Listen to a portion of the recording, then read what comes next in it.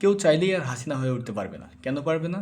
হাসিনার সময় বা হাসিনার শাসনামলে এমন কোনো শ্রেণী ছিল না যারা দলমত বা আদর্শের বাইরে গিয়ে তারা রাজনৈতিক সচেতন থাকবে এবং দেশের পক্ষে, দেশের আপামর জনতার পক্ষে এবং দেশের যা ভালো হয় তার পক্ষে কথা বলবে।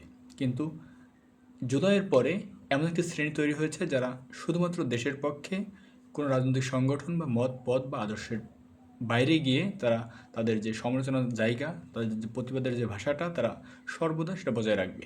এমন একটি শ্রেণী তৈরি হয়েছে।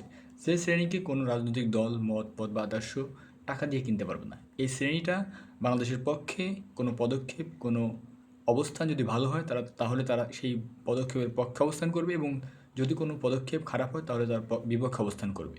ঠিক সেইভাবেই কেউ যদি চায় বাংলাদেশে আবার ফ্যাসিজম কায়েম করবে, বাংলাদেশে আরও একজন ফ্যাসিস্ট হয়ে উঠবে, তাহলে সেটা কোনোভাবেই কায়েম হওয়া সম্ভব না। কেন সম্ভব না? ওই যে একটি অ্যাপলিটিক্যাল যে গ্রুপ, সেই গ্রুপের কারণে। এই অ্যাপলিটিক্যাল গ্রুপ বিভিন্ন সময় বিভিন্ন পথ, মত বা আদর্শের বিভিন্ন সময় বাধা হয়ে দাঁড়াবে এবং কেউ চাইলেই আর হাসিনা হয়ে উঠতে পারবে না।